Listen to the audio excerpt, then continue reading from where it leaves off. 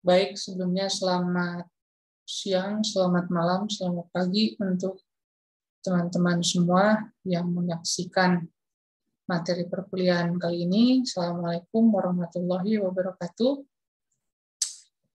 Seperti yang saya janjikan kepada teman-teman bahwa pada pertemuan kedua kita sudah masuk pada materi dan kita akan mulai fokus pada pengkajian sejarah secara mendalam. Ya. Jadi pertemuan 2 dan 3 ini saya janjikan teman-teman kepada teman-teman materi seputar sejarah secara intens. Nah, maka dari itu mohon disimak baik-baik materinya teman-teman. Mohon juga kalau ada yang penting dicatat oleh teman-teman, siapa tahu nanti di kuis atau di UTS dan UAS keluar. Bapak Ibu yang berbahagia, yang baik hati dimanapun Anda berada, per pertemuan kali ini kita akan membahas secara mendalam apa-apa saja yang melatar belakangi sifat-sifat dasar Pancasila, peristiwa-peristiwa apa saja yang mengiringi lahirnya Pancasila, serta kandungan-kandungan seperti apa sih yang sejatinya terjadi ketika peristiwa-peristiwa tersebut terjadi khususnya di wilayah Nusantara. Jadi teman-teman perlu dipahami juga oleh semua, perlu diketahui bersama oleh kita semua bahwa pada prinsipnya teman-teman, Pancasila itu bukan konsepsi yang dirumuskan selama SKS atau sistem kebut semalam. Artinya selama suatu malam, wah besok sidang BPUPKI ini, kemudian Soekarno nge-track Pancasila, 1 ketuhanan, 2 kemanusiaan. Bukan semudah itu teman-teman.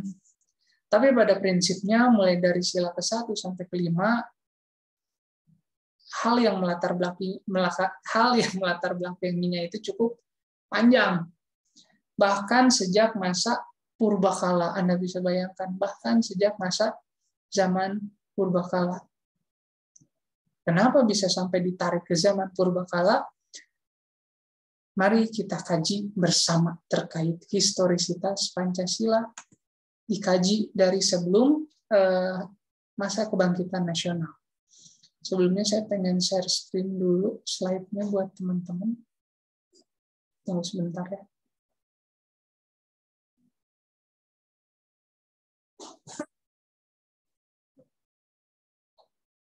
Oke, mungkin di sini sudah ada. Nah, mana?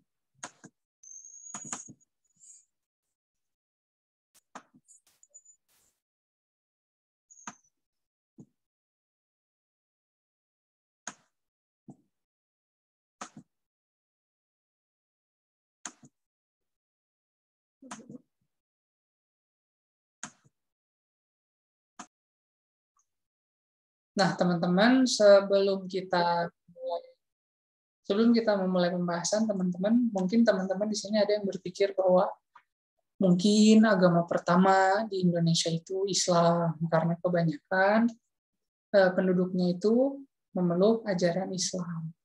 Atau mungkin juga ada yang bilang bahwa agama pertama di Indonesia itu Hindu, kemudian ada juga yang bilang Buddha, dan lain sebagainya.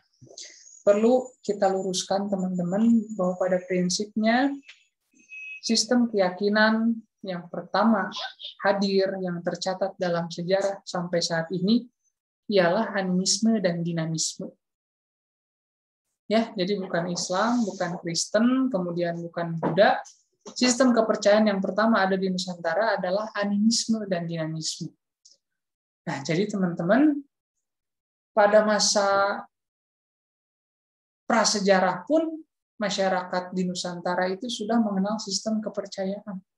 Mereka meyakini adanya konsepsi afterlife atau kehidupan setelah kehidupan di dunia.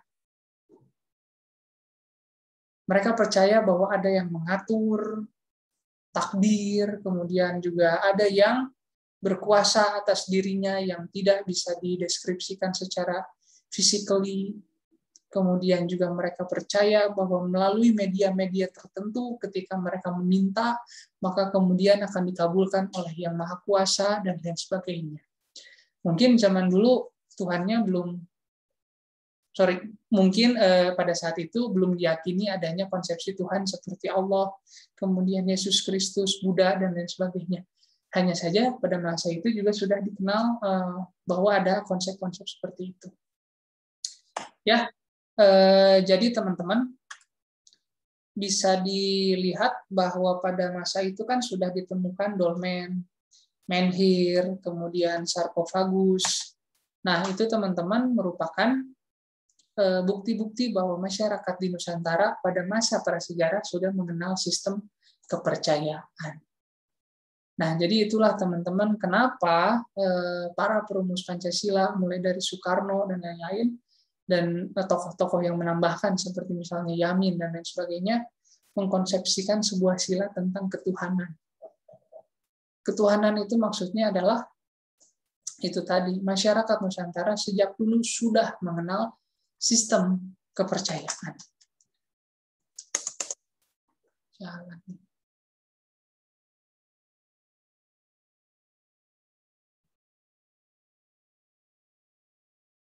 Nah, setelah era purbakala, teman-teman, pada periodisasi selanjutnya kemudian dikenal kemudian sistem keyakinan yang lebih mapan dan lebih matang, yakni keyakinan Hindu.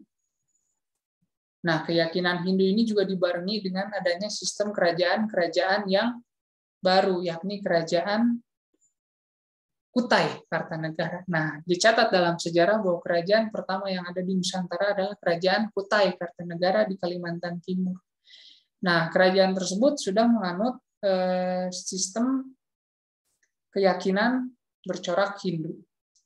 Pada saat itu juga sudah dikenal kenduri, di mana masyarakat mundi Islam bayar infak, yakni bayar upeti atau bayar sumbangan kepada Brahmana untuk keselamatan dirinya. Nah, kemudian juga pada masa itu juga sudah dikenal sistem politik yang lebih matang. Di sana sudah ada raja, di mana raja dianggap sebagai representasi Tuhan di muka bumi.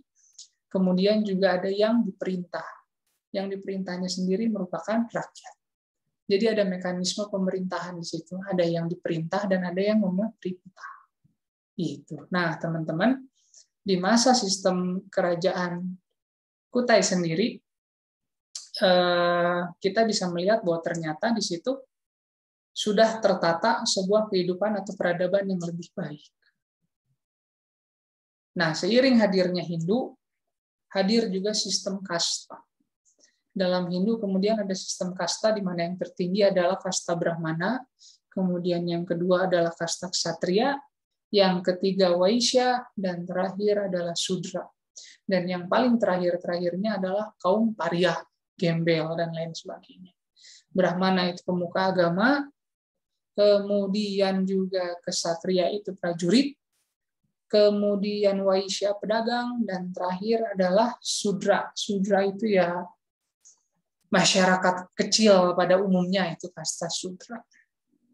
Semisal saya berangkat dari kasta Sudra, ingin misalnya menikahi orang dari kalangan kasta Satria, anak prajurit, dan lain sebagainya, jangan harap, karena perbedaan kasta sangat menentukan terkait perkawinan dan perjodohan. Nah, itu di sistem di masa kerajaan Kutai kemudian sudah mulai dikenal apa yang dinamakan sistem kerajaan yang lebih mapan. Nah, kemudian teman-teman, untuk selanjutnya, di periodisasi selanjutnya ialah masa kerajaan Sriwijaya. Nah, di masa kerajaan Sriwijaya ini sudah dikenal konsep internasionalisasi atau internasionalisme. Nah, apa maksudnya internasionalisme? Internasionalisme sendiri merupakan konsepsi di mana terciptanya sebuah pergaulan internasional. Terciptanya sebuah pergaulan internasional. Kenapa bisa seperti itu?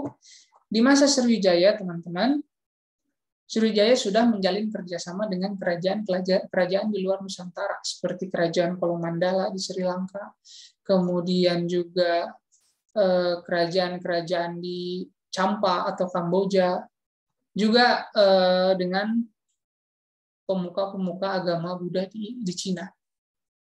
Bahkan diklaim bahwa pada masa Kerajaan Sriwijaya, pusat pendidikan agama Buddha di Asia Tenggara itu berada di Sriwijaya. Anda bisa bayangkan sebuah kerajaan di Nusantara, di Sumatera Selatan, menjadi pusat pendidikan se-Asia Tenggara tentang pendidikan agama Buddha. Nah, artinya ini juga menangkal atau melawan argumen perihal nasionalisme sempit. Nah, apa sih itu nasionalisme sempit, teman-teman? Nasionalisme sempit itu lebih kepada bagaimana seseorang terlalu mencintai bangsanya, negaranya, kemudian menutup diri terhadap kebudayaan luar. Seperti contoh, misalnya saya sangat cinta terhadap bahasa Indonesia. Terus kemudian saya nggak mau tuh belajar bahasa Inggris, nggak bisa bahasa Inggris. Saya nggak mau belajar bahasa Inggris karena itu adalah bahasa asing. Bahasa Indonesia lebih baik daripada bahasa Inggris, atau bahasa Sunda lebih bagus daripada bahasa Inggris. Nah, itu yang dinamakan nasionalisme sempit. Nyusahin diri sendiri namanya kalau gitu. Atau contoh lain yang lebih real, kita bisa lihat pada kenyataan bahwa Adolf Hitler memerintah Jerman dengan cara-cara praktek-praktek nasionalisme sempit. Maksudnya gimana? Nah, maksudnya dia menganggap bahwa rasnya, ras Arya atau bangsa Jerman merupakan bangsa terbaik di dunia. Dan bangsa-bangsa lain merupakan bangsa rendahan, negara-negara lain merupakan negara rendahan. Nah, itu yang menjadi ciloko. Orang-orang Yahudi katanya dianggap sebagai salah satu penyebab kalahnya Jerman di Perang Dunia Pertama, karena orang Yahudi ngacak-ngacak ekonomi Jerman. Dipanasin semua rakyat, akhirnya pada sepakat, sampai parlemennya juga sepakat untuk membangun kamar gas, semua Yahudi itu kemudian dibantai. Nggak cuma sampai di situ, negara tetangga seperti Polandia, kemudian Austria itu diinvasi oleh Jerman. Panjang terus sampai ke Belgia, sampai ke Belanda, sampai kemudian ke Perancis terakhir. Hampir nyebrang ke Inggris tapi habis bensin. Hampir juga nyebrang ke Moskow ke Rusia tapi habis bensin. Pada akhirnya Jerman kalah dalam Perang Dunia II. Tapi walaupun kalah, dia meninggalkan dampak yang sangat luar biasa buruk, mulai dari Holocaust atau pembantaian massal, genosida. Dia juga meninggalkan sifat-sifat rasisme yang bahkan sampai sekarang masih remeh-remehnya masih ada, ultranasionalis dan lain sebagainya. Nah, itu tadi merupakan contoh bagaimana nasionalisme sempit berjalan. Ya. Nah, makanya kemudian untung ada Sriwijaya di mana sejarahnya menjelaskan bahwa ternyata pada masa lampau tuh masyarakat Nusantara tuh menjalankan pergaulan internasional. Jadi nggak ada sejarahnya kita punya prinsip-prinsip nasionalisme sempit, itu nggak ada. Karena sejak dulu kita sudah menjalin pergaulan internasional. Nah, kemudian loncat ke masa kerajaan Majapahit, teman-teman. Nah, masuk ke kerajaan Majapahit. Nah, di masa kerajaan Majapahit ini banyak mewariskan prinsip-prinsip atau nilai-nilai dasar Pancasila secara simbolis. Kita mungkin sering mendengar Bhinneka Tunggal Ika. Bhinneka Tunggal Ika sendiri diambil dari istilah-istilah peninggalan kerajaan Majapahit. Peninggalan tersebut ialah adanya semboyan Bhinneka Tunggal Ika Tanhana Dharma Mangrua.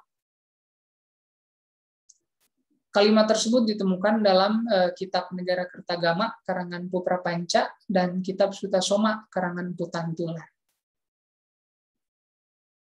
Nah, di situ kemudian dipelajari itu nilai-nilai pluralisme dan integrasi nasional. Bhinneka Tunggal Ika, kita semua tahu bahwa Bhinneka Tunggal Ika artinya adalah berbeda-beda namun tetap satu jua. Tapi kalimat aslinya itu sebenarnya ada sambungannya lagi, yakni Tanhana Dharma Mangrua. Artinya adalah tidak ada kebenaran yang mendua. Gitu. Nah, selain Bhinneka Tunggal Ika juga kita kemudian kenal juga dengan istilah Pancasila itu sendiri.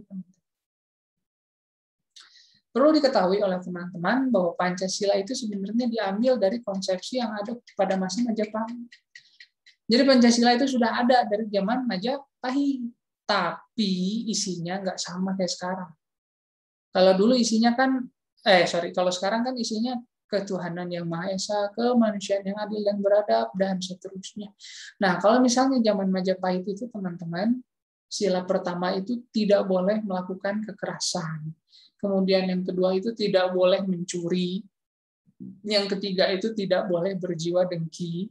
Kemudian yang keempat itu tidak boleh berbohong. Dan terakhir itu tidak boleh mabuk minum minuman keras, madat, dan lain sebagainya. Nah, itu nggak boleh. Nggak boleh dalam masa kerajaan Majapahit. Jadi Pancasila pada masa Majapahit baru seputar pengaturan norma-norma sosial. Begitu, kawan-kawan. Nah, seperti kita ketahui, dari masa prasejarah kita sudah mengenal konsepsi ketuhanan atau keyakinan. Kemudian yang kedua, kita juga sudah mengenal sistem politik yang lebih mapan, kemudian juga sistem ketuhanan yang lebih mapan pada masa kerajaan Kutai. Kemudian masuk pada masa Sriwijaya itu kita sudah mengenal konsep internasionalisme. Itu juga merupakan kandungan dari sila kedua kemanusiaan yang adil dan beradab, yakni pergaulan internasional. Nah, kemudian juga di masa Majapahit kita sudah kenal konsepsi-konsepsi Bhinneka Tunggal Ika. Nah, konsepsi di masa Majapahit ini memperkenalkan konsep-konsep integrasi nasional atau pluralisme, persatuan. Nah, ini juga merupakan kandungan dari sila ketiga Persatuan Indonesia. Ajarannya itu sudah berangkat dari Majapahit. Walaupun fakta sejarah memperlihatkan bahwa kemudian Majapahit hancur karena gagalnya mereka menjalankan persatuan. Salah satu penyebab Majapahit runtuh ialah perang saudara, perebutan tahta.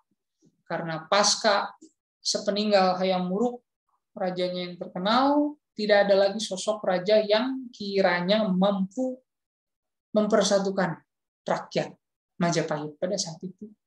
Terlebih invasi Gajah Mada pada masanya itu sudah sampai ke mana-mana, bahkan sampai ke Filipina Selatan. Gawat itu kan. Nah, makanya karena adanya wilayah yang sangat luas, tapi tidak ada sosok yang mampu mengatur, kemudian terpecah belah. Selain itu juga penyebabnya adalah mulai bangkitnya kerajaan-kerajaan Islam. Bangkitnya kerajaan-kerajaan Islam juga salah satu mengapa Majapahit kemudian runtuh. Nah, perlu diceritakan ulang kepada teman-teman bahwa Islam itu masuk ke Indonesia dengan damai dan sangat mudah diterima oleh masyarakat. Kenapa bisa mudah diterima oleh masyarakat? Yang pertama, sudah jelas mudah. Orang syahadat, beres, langsung masuk Islam. Ya, nggak ada harus bayar apa, nggak ada harus gunting jari, nggak ada harus tato badan, nggak ada kayak gitu-gitu. Tapi cukup syahadat, langsung masuk Islam. Yang kedua, nah ini jeniusnya Wali Songo pada masa itu, teman-teman. Wali Songo itu menyebarkan Islam dengan cara-cara yang unik, yakni menggabungkan seni dengan dakwah. Saya ambil contoh misalnya Sunan Kalijaga. Sunan Kalijaga itu dakwah itu sambil main wayang. Zaman dulu belum ada dangdut. Hiburan satu-satunya adalah wayang. Nah, makanya rakyat berbondong-bondong nonton, penyampaian Sunan Kalijaga menarik, asyik, menyenangkan, mudah dimengerti. Masyarakat lama-lama juga berbondong-bondong masuk Islam. Nggak cuma itu, ada juga Sunan Bonang. Sunan Bonang itu pandai memainkan gamelan. Selain wayang, hiburan lain dari rakyat pada saat itu adalah gamelan. Melalui pupuh-pupuh atau nyanyian-nyanyian, makanya kemudian muncul konsepsi sholawat. Orang seneng nyanyi, orang seneng nadanya gini, oh ternyata jadi sholawat, atau orang seneng masuk Islam. Nah makanya kalau teman-teman mungkin lihat praktek-praktek teman-teman NU, suka banyak sholawat, kemudian juga suka banyak ziarah, juga banyak tahlilan, kemudian rebo kasan, dan lain sebagainya, itu juga bagian dari akulturasi pada masa itu. Itu merupakan implikasi dari penyebaran Islam di masa lalu yang terus lestari hingga saat ini, teman-teman. Nah, namun pertanyaannya apakah itu bid'ah, itu salah, dan lain sebagainya. Perlu teman-teman ketahui bahwa kiai-kiai pada masa lampau itu dalam memutuskan sesuatu pasti nggak sembarang memutuskan. Mereka pasti memutuskan dengan pertimbangan atau dengan ijtihad yang sangat rinci. Pasti mereka mengkaji dari kitab-kitab yang mana, sanad-sanadnya jelas, kemudian ya prosesnya panjang lah. Nah kita siapa? Anak kemarin sore baru nonton YouTube, besoknya langsung membidah-bidahkan orang, mengkafir-kafirkan orang. Sebagai pembantu supaya teman-teman paham dengan argumen kiai-kiai masa lampau, mereka berkeyakinan bahwa apa-apa yang sudah dijalankan sebelum kedatangan Islam, selagi itu baik dan kemudian dipertahankan, ya tidak apa-apa. Ya, bahkan malah ketika mendatangkan rahmat, ketika mendatangkan berkah yang lebih besar, malah wajib dipertahankan. Kita ambil contoh misalnya ziarah. Apakah ziarah kemudian ada dalam hadis dan lain sebagainya? Itu mungkin debatable ya teman-teman. Ada yang bilang ada yang bilang. Tapi argumen kiai-kiai masa lampau, ya sebelum jauh-jauh ke sana, minimal ketika kita ziarah, kita mengingat kematian. Kan itu kebaikannya lebih besar. Kemudian tahlilan. Ada yang bilang bid'ah dan lain sebagainya. Tapi kan dengan adanya tahlilan, orang yang lapar kemudian dapat berkah. Orang yang pengen ngerokok kemudian dapat garpit dikelilingin di gelas. Berkahnya lebih banyak. Orang lain kemudian banyak yang dapat keuntungan. Ya kalau urusannya kemudian si penyelenggaranya maksakun sampai ngutang sana sini, ya itu salah lah jelas. Cuman setidaknya kita lihat melalui kacamata manfaatnya lebih besar kemana. Itu teman-teman. Ya. Jadi kita jangan deh buru-buru bid'ah, kafir, masuk neraka nih. Nggak janggotan masuk neraka. Celana cingkrang nggak cingkrang masuk neraka. Lebih dari mata kaki masuk neraka. Nanti dulu lah, sabar dulu ya. Kita belajar dulu saja lah. Kita siapa sih? Kita anak-anak yang orang-orang yang ilmunya kurang, kita harus belajar dulu ya sebelum kita mengkafir-kafirkan orang lain. Nah itu teman-teman gambaran kenapa Islam begitu mudah diterima. Nah terakhir kenapa mereka dengan mudah diterima dan berkaitan dengan prinsip-prinsip Pancasila adalah Islam itu pada prinsipnya mengajarkan keadilan. Contohnya seperti apa Pak? Nah contohnya coba teman-teman sholat berjamaah nih. Ada nggak misalnya imamnya saha ieu nu S3, siapa yang S3? Imam, kan nggak ada. Yang SD safnya di belakang kan nggak ada. Ya. Tapi yang sama, semua sama di mata Tuhan, tapi yang membedakannya adalah ketakwaan kepada Tuhan serta untuk jadi imam penguasaan terhadap surat-surat Quran dan juga pelafalan dan juga tajwid, penguasaan tajwid dan sebagainya. Nah itu makanya kemudian Islam begitu mudah diterima. Oh ternyata mengajarkan keadilan. Gitu. Itulah kemudian muncul juga satu nilai yang penting, nilai keadilan yang terkandung dalam sila kelima. Nah, setelah Islam kemudian muncul, kerajaan-kerajaan Islam muncul, lama-lama wong Londo sumping, orang-orang Belanda datang. Per tahun 1593 atau 1594, Belanda datang, diwakili oleh Cornelis de Houtman. Sebelumnya juga sudah datang Portugis, 1511. Nah, mereka datang, nah kemudian mulai nih VOC bangkit 1602, membangun koloni dan lain sebagainya di daerah-daerah dan kerajaan-kerajaan, monopoli rempah. Nah, pada saat itu juga kemudian mulai kolonialisme berjalan. Setelah kolonialisme berjalan, kemudian muncul perang-perang kemerdekaan. Tapi ada beberapa hal yang perlu saya luruskan sama teman-teman, bahwa perang-perang kemerdekaan zaman dulu, sulit ya menyebutnya perang kemerdekaan, tapi perang-perang kedaerahan pada masa itu, bagi saya, berdasarkan berbagai sumber, itu sulit jika disimpulkan perang memperoleh kemerdekaan Indonesia. Kita ambil contoh misalnya Perang Padri. Teman-teman, Perang Padri itu nggak ada itu istilahnya ingin merdeka dari Belanda. Merdeka atas nama Indonesia, belum. Zaman dulu belum ada istilah Indonesia. Perang Padri itu penyebabnya adalah ada sekumpulan pemuka agama baru pulang dari Mekah. Beliau-beliau ini menganut sistem Wahabi atau ajaran Wahabi. Wahabi terkenal keras, kering, bagaikan padang pasir ajarannya, dan juga tegas. Pulang dari Mekah, mereka kemudian serba melarang semuanya. Sebelumnya, kaum adat di Minang itu sering melakukan adu ayam sebagai pesta rakyat lah. Selain adu ayam, yang terkecil sekalipun yaitu mengunyah sirih, itu juga jadi kebiasaan orang Minang pada saat itu. Nah, ini orang-orang Padri ini datang kemudian langsung mengharam-haramkan semuanya. Haram, resah nih kaum adat. Salahnya kaum adat lapor ke Belanda. Lapor ke Menir. Belanda masuk, udah berantakan. Jadinya kan kesannya jadi perang antara orang Minang melawan Belanda, padahal awalnya juga konflik internal. Kemudian loncat ke perang di Penogoro 1825 sampai 1830. Nah, perang di Penogoro juga memang perang meraih kemerdekaan Indonesia, belum ada istilah itu, belum.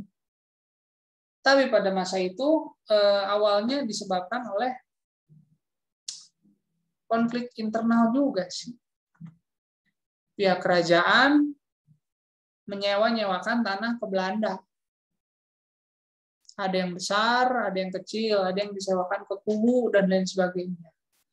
Nah, ada kelompok-kelompok yang kontra dengan kebijakan kerajaan. Salah satu yang nggak setuju adalah Pangeran Diponegoro. Pangeran Diponegoro ini adalah anak Sri Sultan, makanya dipanggil pangeran, tapi dari Selim. Beliau nggak setuju dengan penyewaan-penyewaan itu. Belanda impulsif, dikit-dikit, oh ini berontak nih. Nah, jadi ya dianggap pemberontakan. Pecahlah kemudian perang selama 5 tahun. Gosipnya teman-teman, perang di Penogoro itu hampir menghabiskan 1/3 penduduk Jawa Tengah. Anda bisa bayangkan tuh. Perang 5 tahun 1/3 orang mampus. Gawat itu kan. Nah, makanya kemudian di Penogoro ditangkap 1830, katanya dijebak. Tapi ada juga yang bilang di Penogoro menyerahkan diri karena korban sudah terlalu banyak. Itu perang di Penogoro. Ada lagi perang Aceh. Memang perang Aceh itu perang melawan Belanda, memang melawan Belanda, tapi apakah untuk meraih kemerdekaan? Bukan. Perang Aceh menilai orang-orang Belanda itu adalah kaum kapeh, atau kapeh, kafir bahasa Aceh. Nah, jadi itu adalah pergumulan konflik antara umat Islam dengan kelompok-kelompok yang dianggap kafir. Gitu. Nah, yang menarik, Belanda berstrategi. Kenapa dia berstrategi? Karena hampir bangkrut Belanda melawan Aceh. Ya, melawan Aceh, ya kemudian juga di luar perang lawan Napoleon, bangkrut itu, habis anggaran. Nah, makanya teman-teman, pada saat perang Aceh, mereka kemudian mengirimkan salah satu profesor sosiolog bernama Profesor Snoek Hurgronje atau Snoek Hurgronje atau gimana penyebutannya, pokoknya tulisannya itu Snoek S-N-O-U-C-K Hurgronje. Beliau ateis, tidak percaya Tuhan apapun, tapi kemudian dia dikirim Belanda untuk belajar ke Mekah. Anda tahu Snow Purworejo itu hafiz Quran, dia hafal Quran. Gila nggak? Nah, makanya sepulang dari Mekah, dia kemudian langsung terbang ke Aceh. Di Aceh, sebelumnya kan janggutnya dipanjangin. Datang-datang, ngomong Arab, lancar. Waduh, itu disambut bukan main. Oh, ulama nih dari Turki, dianggapnya kayak gitu. Nah, makanya kemudian Snow Purworejo diterima dengan sangat baik oleh orang-orang Belanda pada orang-orang Aceh pada saat itu. Dianggap ustadz, ulama. Ternyata karena Snow Purworejo itu mau penelitian di sana, akhirnya kemudian dia mendapatkan hasil. Oh, ternyata ini penyebab kenapa masyarakat Aceh itu sangat militan. Oh, ini yang menyebabkan kenapa masyarakat Aceh itu sulit ditaklukkan. Oh, ini yang menyebabkan kenapa begitu loyal masyarakat Aceh terhadap para pemimpinnya. Nah, dengan hasil yang dihasilkan oleh Snow Purworejo itu, teman-teman, kemudian dokumennya diserahkan ke Belanda. Setelah dokumen diterima, Aceh kemudian berhasil dikalahkan atas dasar ilmu pengetahuan. Apa yang bisa ditangkap dari semuanya, teman-teman? Yang bisa ditangkap dari semua adalah ternyata perang-perang kedaerahan kenapa begitu mudah ditaklukkan oleh kolonialisme Belanda, karena semuanya berperang masing-masing. Di Banten perang di Banten, loh. Di Makassar perang di Makassar, loh. Ambon perang Ambon. Termasuk itu di Penogoro dan juga Aceh, masing-masing. Walhasil mereka mudah ditaklukkan. Artinya apa, teman-teman? Belum ada istilah persatuan Indonesia pada saat itu. Makanya kemudian mereka mudah dikalahkan. Jadi itulah, teman-teman, apa yang bisa saya sampaikan pada pertemuan kali ini. Itulah kemudian yang mendasari bagaimana sila-sila tersebut lahir. Oh, ternyata peristiwanya ini, dan itu. Ya. Agar teman-teman pahami, agar teman-teman juga pelajari, supaya nanti ke depannya teman-teman juga bisa menjelaskan secara rinci atas apa yang sudah disampaikan. Nah, buat teman-teman misalnya yang sanksi dengan apa yang saya sampaikan, teman-teman bisa baca-baca ulang, misalnya untuk Perang Padri, teman-teman bisa baca buku ini, Perang Padri di Sumatera Barat, karya Muhammad Rajab. Ini buku yang saya baca, sumber yang saya baca untuk penjelasan Perang Padri. Ya, penerbitnya KPG, teman-teman bisa cari di Togamas atau di Gramedia. Kemudian juga untuk Perang di Penogoro, saya bacanya referensinya ini. Strategi Menjinakkan di Penogoro, karya Soleh Asad Jamhari. Nah, selain itu juga ada sih buku yang lebih lengkap. Salah satu peneliti yang mengkaji tentang di Penogoro itu siapa namanya? Nah, itu juga salah satu rekomendasi buku yang kiranya bisa teman-teman kaji. Tapi yang saya baca adalah ini. Nah, itu untuk di Penogoro. Dan terakhir, teman-teman, untuk teman-teman yang penasaran, emang si Snow Purworejo itu nulis apa sih sampai kemudian Aceh bisa dikalahkan? Nah, ini saya baca ini. Orang Aceh. Snow Purworejo, tebalnya teman-teman bisa lihat. Nah, kalau nggak capek ya. Nah ya, namanya juga ilmu. Tebalnya segini, teman-teman coba kaji. Itu kalau teman-teman misalnya nggak percaya dengan apa yang saya sampaikan. Maka teman-teman cari referensi-referensi tersebut dalam referensi yang lainnya. Cuman yang bisa saya sampaikan adalah semua apa yang saya ucapkan itu bersumber dari sumber-sumber literasi primer. Ya. Demikian yang bisa saya sampaikan kepada teman-teman untuk pertemuan kedua ini. Untuk pertemuan selanjutnya masih sejarah, tapi kita akan memulai pada awal abad ke-20. Seiring lahirnya Budi Utomo, Syarikat Islam, dan lain sebagainya. Demikian yang bisa saya sampaikan, teman-teman. Terima kasih sudah menyempatkan waktu, sudah menyempatkan kuota untuk nonton ini. Semoga apa-apa yang teman-teman korbankan menjadi amal ibadah buat teman-teman. Berbahagia selalu, sehat selalu. Salam untuk semua keluarga terkasih. Terima kasih. Assalamualaikum warahmatullahi wabarakatuh.